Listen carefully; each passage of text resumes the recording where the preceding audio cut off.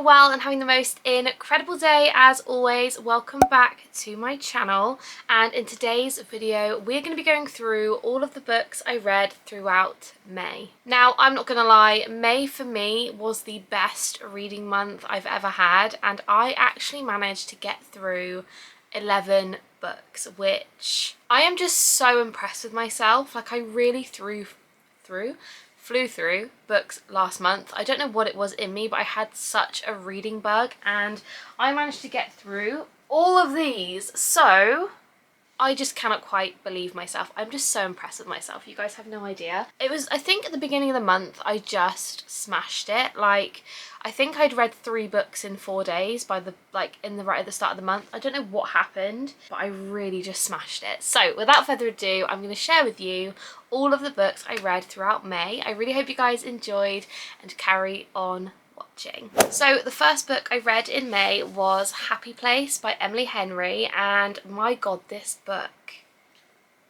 I'm not going to go into too much detail because I don't want to give it away, but you have 2 characters. They were engaged and essentially they broke up, but they haven't told any of their friends they've broken up, and they all go on this group holiday. So it's kind of like fake dating, but like fake dating your ex, and it's just beautiful. It goes through past and present timelines, kind of describing different happy places that she had, and it's just incredible. The only thing about this book that I didn't particularly love and I thought was a bit strange, I don't know, she essentially, the female character, I think her name's Harriet, I'm pretty sure that's her name, but she is a surgeon, like an incredible doctor, and then by the end of the book she just wants to give that up and do pottery, which I understand, like when you have a job and a career that you just despise and you're only doing it because of the money and because of the ease or whatever, but it was just a bit random, do you know what I mean? But I loved it. This book made me cry. I loved all the characters so much,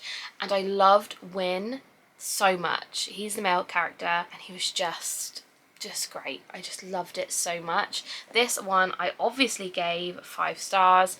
It was just beautiful. I can't describe it anymore other than I freaking love this book so much. So yeah, read it. Incredible, just insane, so good. I also forgot to mention at the start of the video that I have read every single book that I put on my May TBR, which means I am just so impressed with myself. I cannot believe I did it. I got through them all. But anyway, the next book I read was the first biography non-fiction book that I have read in years. I think the last one I read was the Miley Cyrus one, which I don't think I even own anymore, and that was Talking as Fast as I Can by Lauren Graham. Now, this book was insane. I loved it so much, and I typically don't think it's very fair to score people's life stories. I don't know, I feel a bit weird about it, but it was a 5-star read. Like, it was so good. This book, if you are a Gilmore Girls fan, just read this book. It was literally, what, 200 and something pages, 225 pages, something like that, and it had me laughing out loud reading this book. It was so funny.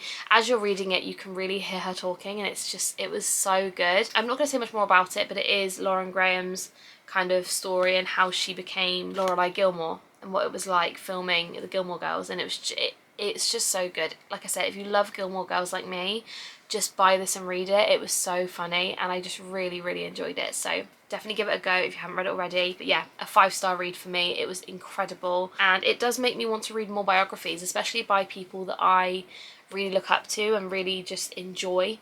I don't think I would read like a random one. I think I'd love to read biographies by maybe some bands that I love, or by more actors and actresses that I really enjoy. So yeah, it was incredible, hilarious, 5 stars. A bit of a weird one that I put on my TBR for May was The Kiss Curse by Erin Sterling, which I feel like it's quite a weird time of year to be reading a book based around like witches and Halloween. I don't know what kind of drew me in. I think it was mainly because I essentially read the first one, and knowing that I had the second one and hadn't read it was just really annoying me. I also broke the spine on this when I was reading it, which just makes me so upset, but it's alright. It was well loved and I did really enjoy it. So this This one I gave 4 stars, and it's about Gwen and Llewellyn. Essentially it's very similar to the first one. You've got a witch, Gwen, and then you've got a witch called Llewellyn, and they're kind of like family rivals, I suppose. Just a lot goes on. It's really hard for me to describe it without giving too much away, but they have shops. They're kind of like,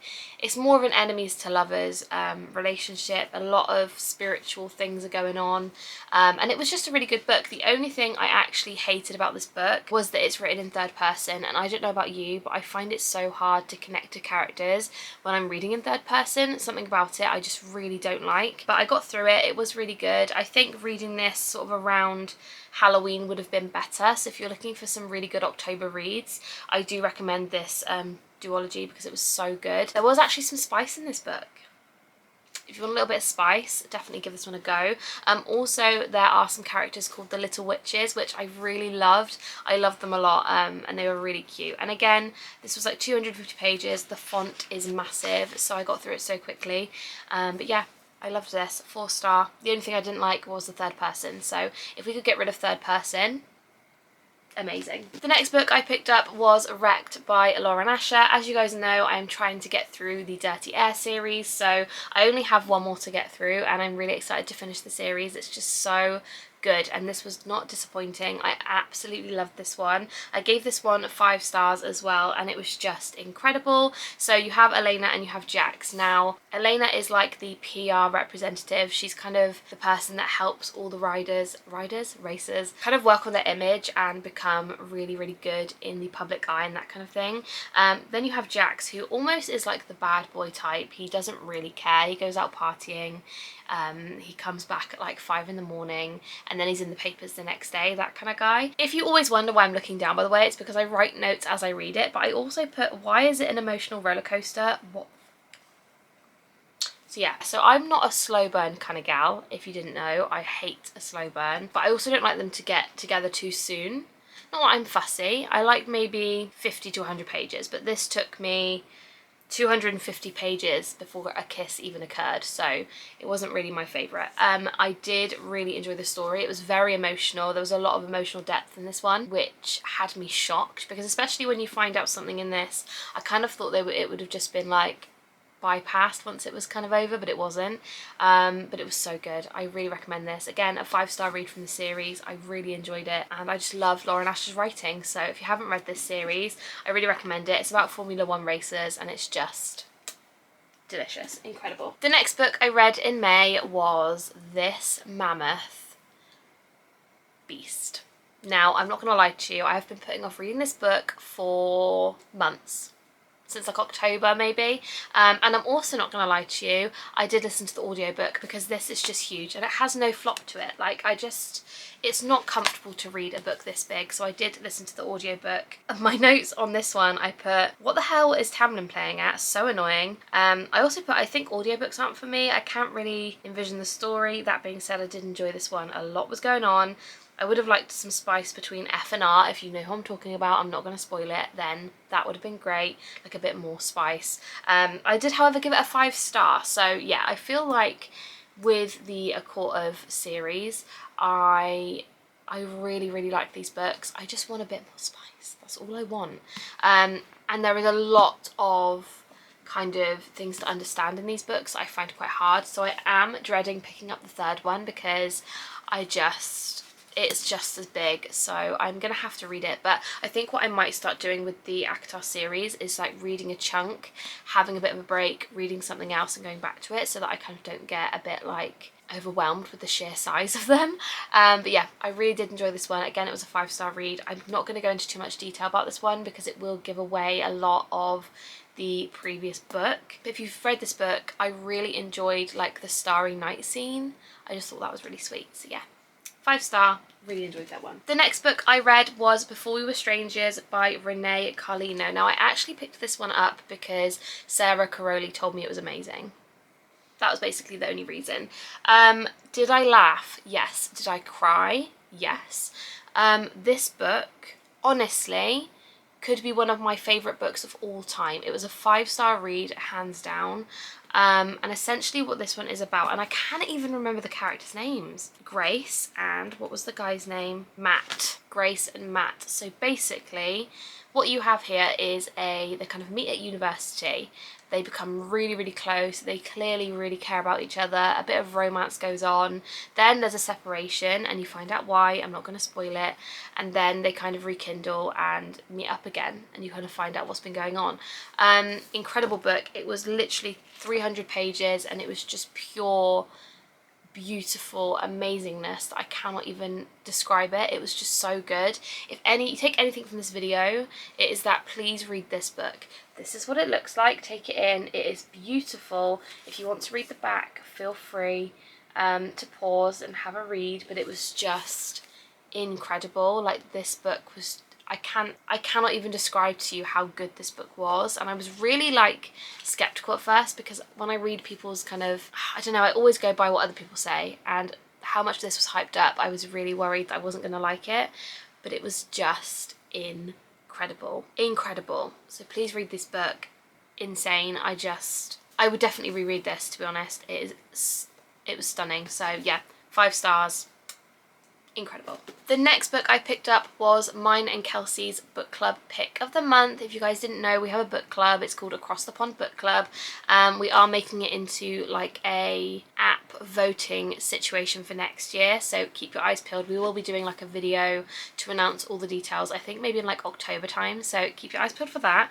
But the next book was my choice, and that was Good Girl Complex. Now, I was really scared about this one because I have heard so many people say they hate this book, which really worried me because I picked this months ago, like a year ago, and I was really nervous to read it, to be honest, because of how much people said they didn't like it. So I gave this one a 4 star, and on my notes I said, so this was super predictable, which I think maybe is why I gave it 4 stars, not 5, but I have to admit I did love it. The end for me was a little bit rushed, but I still loved all the different character dynamics. So essentially what this is about is you have Mackenzie, who is a kind of, she goes to university, her parents are very well off, but she has her own way of making money, which I won't ruin.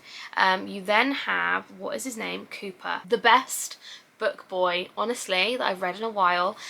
So Cooper is like a small town kind of, he doesn't have a lot of money. He has a twin brother, but that's the kind of vibe. So you essentially have a very rich girl and a very kind of standard guy, I suppose, like an average guy. And she goes to a university where all of the rich kids go. So he kind of has his things about her that he's like, well, you clearly are just like everybody else that has loads of money.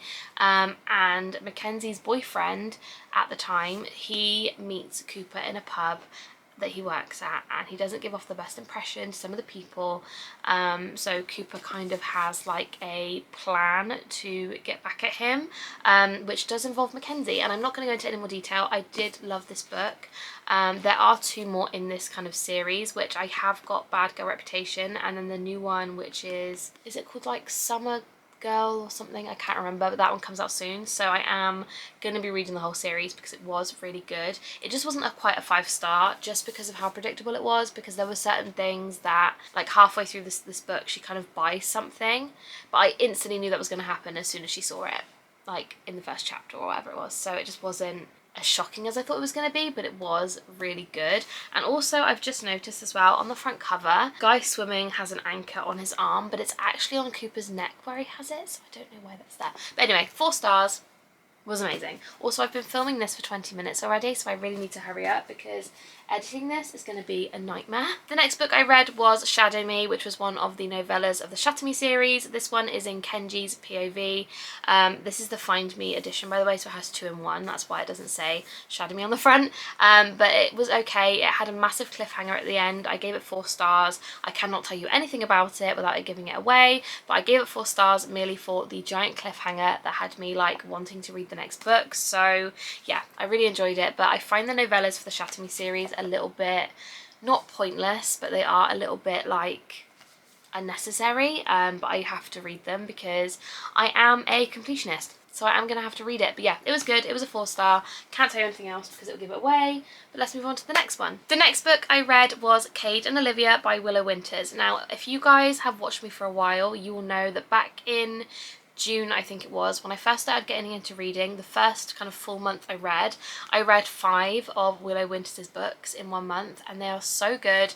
They are only 200 and something pages long. The font is really big, and I read this in about 4 hours because I was just devouring this. So I gave this one 4 stars. Essentially, this one, what I will say about the Willow Winters series is there are very dark topics in here. So this one is about Kaden Olivia. Olivia stumbles across something that she shouldn't have seen, so she gets held captive. It kind of goes from there. This one wasn't my favourite, I will say. I didn't particularly love this one as much as the others, but I still did give it 4 stars because I really did enjoy it, clearly enough to finish it within a few hours, and it was just really good. The only thing about these kind of the series I would warn you is that there are very, very, very dark topics in here, so if you're not into that and you're not into like the spice, you will not like this series. I really enjoy it. I think they're great, and I love the discreet covers. So yeah, 4 stars from me. I'm not going to go into too much detail about what it's about because I don't want to get unmonetized, but it was really good, especially if you like dark kind of themes in books. So yeah, really enjoyed that one. The next book I read in May was Malibu Rising by Taylor Jenkins Reid. I am trying to get through my TJR kind of backlist because I had a lot of books by her, and this one was really good. It wasn't my favourite. I gave this one 4 stars. I loved the kind of family drama. There was a lot of family drama going on in this book, which I really enjoyed. There was near to no romance whatsoever, so that is kind of why, in my opinion, I didn't give it a 5 star, because there wasn't really any romance. It was more the opposite, which kind of puts you off that kind of thing. But it was really good. You have, I think her name is Nina. Yes, Nina Reaver.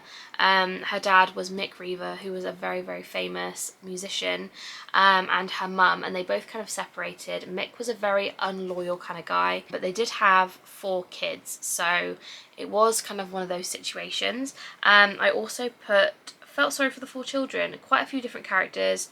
And then I put OMG the end, which I'm not going to tell you what happens, but I love how the start of the book and the end of the book really linked together. And yeah, I loved all 4 of the children. I loved all of their characters and all their personalities, and I really, really enjoyed the kind of back and forth between past and present. It was really good. Not the best TGR book I've read, so it was a 4 star, but I did enjoy it, and it's a really good summer read. If you like reading on the beach, this is a really good one to go for. And the last book that I read in May was Happenstance by Tessa Bailey. Now, I'm not gonna lie, I thought this was about a fashion designer. I don't read the backs of books, and I saw the front and I thought, like a fashion. No, this was pure spice. Like, this was 267 pages of just spice, which for me normally I would love. However, I just really itched for a little more plot. It was kind of really pushed back by the spice of it, and also I did like the ending. It was really cute, but I don't know, it was a bit of a weird one. So essentially what you've got is you've got Elise, who gets stuck in a what are they called? What are they called? What is it? Cable car with 3 men. I'm not going to give you any more details because I just didn't expect it, and I went into this completely blind, which if you are not into spice, do not read this. But like, I could literally flip to any page and there's just spice on every page. Like, there were pages of spicy scenes in this book, which was great, but I did want a bit more plot. That was all I wanted. So I did give this one a 3 star, which I feel, looking back on it, was probably a little bit harsh, but I am going to go with my gut, and I did give it a 3 star. I just wanted a little bit more. Like, I loved My Killer Vacation, which was spicy but had so much plot, but this just kind of lacked a bit of plot, which really upset me. But I did enjoy it. I would recommend it if you want a spicy book, but it just wasn't my fave. So I gave that one a 3 star. It was good, not my favourite. So those are all of the books I read throughout May. I read 11 books, and I'm so impressed with myself. So thank you guys so much for watching if you got this far into the video. If you liked it, please don't forget to give it a massive thumbs up and subscribe if you haven't already. I would really, really appreciate it. And yeah, thank you so much for watching. I love you guys so much, and I will see you in my next video. Bye guys.